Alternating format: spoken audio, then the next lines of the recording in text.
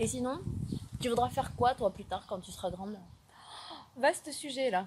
T'as la soirée là? Parce que moi j'ai toujours eu plusieurs centres d'intérêt, plusieurs envies de métiers différents et ça a toujours été mon problème de choisir un seul métier. Il me faudrait plusieurs vies. Oh. Bonjour et bienvenue sur la chaîne Elixir de Vie pour notre deuxième vidéo. Aujourd'hui, on va vous parler de ces gens qui ne savent pas choisir Mais qui donc? un métier. Ces gens, c'est des multipotentiels. Êtes-vous, vous, multipotentiel? Nous allons voir ensemble. Qu'est-ce que ça peut être? Exactement. Qui D'abord. sont ces phénomènes étranges? Venus de l'au-delà. Tout simplement. Alors, qu'est-ce que c'est qu'un multipotentiel? Vas-y Christelle, explique-nous Alors, ça. certains auront tendance à dire que ce sont peut-être des Éparpillés. hyperactifs. Ah, Mais hyperactifs. non, c'est tout simplement des créatifs, à mon sens. Mais ils peuvent être qualifiés de, justement, hyperactifs. En fait, c'est des gens qui s'intéressent à tout un tas de choses et qui n'ont pas assez d'une seule vie pour faire toutes les choses qu'ils ont envie de faire et qui ont c'est 10 bien 000 résumé. centres Ah d'intérêt. ouais, c'est à peu près ça. C'est à peu C'est-à-dire près qu'ils ça. sont capables de commencer 3 autres projets alors que vous en avez 10 en cours. Voilà, donc ils ont cette capacité à créer, à avoir des idées, alors que rien ne semble cohérent. Mais si, il tout y a une simplement. cohérence, quand même. Absolument. Au D'accord. final, hein, au bout du bout. À la fin de la fin. À la fin de leur vie ou de la journée parfois.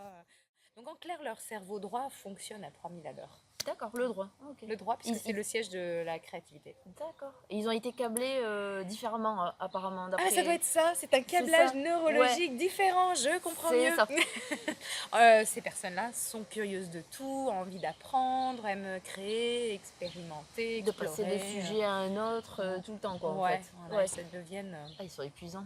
En fait, le problème, il est là. C'est... T'as de me dire quoi, là? Non, rien du tout. Le problème, il est là. C'est en fait plutôt l'image qui renvoie et dans une société où il faut s'intéresser à une seule chose. Ouais. Donc, ces personnes-là, ces multipotentiels, peut-être vous, votre cas, vous n'êtes pas forcément compris par les autres. Oui, c'est exactement ça. C'est ce qui ressort, c'est que la plupart du temps, les multipotentiels expliquent qu'elles se sentent en décalage, différentes des autres, et que la société leur renvoie cette image de ne pas être comme tout le monde. Stable. En fait, ils se culpabilisent peut-être un petit peu aussi d'être attirés par autant de choses et de commencer quelque chose et de jamais le terminer. Ouais, tout ça, c'est des croyances limitantes. Hein. C'est l'entourage qui impose de rentrer dans un schéma. Il faut qu'on nous dirige, qu'on nous drive. C'est important dans ces cas-là d'être soi, d'assumer, de se connaître. Alors si c'est pas vous, eh bien tout simplement de savoir autour de nous qu'il en existe et de bien les détecter pour mieux les faire face, les comprendre. Ah bon, pardon. Aussi, voilà. Donc soyez vous-même, entourez-vous dans ces cas-là de personnes comme vous. Hein, c'est pas mal. Voilà. C'est pas mal. Et évitez surtout les négativologues. Ah oui, les spécialistes en râlage intensif. Et en culpabilisation aussi. Plus.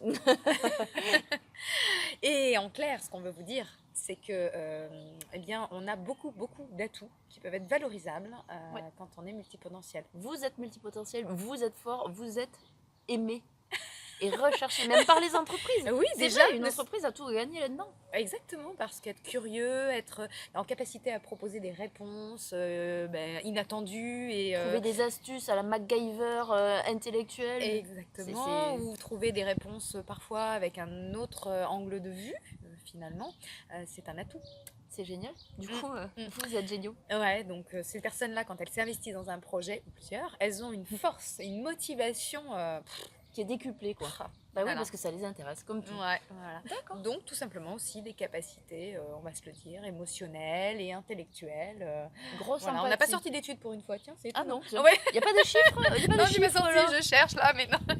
On avait autre chose à faire, en fait. Voilà, et une forte capacité de ce qu'on appelle la résilience aussi. Ah d'accord. Ouais, résilience, empathie, sensibilité émotionnelle. Et sensibilité, parfois on peut tomber effectivement dans le mauvais côté de la sensibilité, de l'hypersensibilité. L'hyperempathie, l'hypersensibilité. Il faut savoir juste doser tout ça. En clair, avec tout ça, soyez vous-même. Mais faites-vous plaisir. Et gardez l'œil ouvert sur l'espace infini des possibles. Et au-delà. À très bientôt.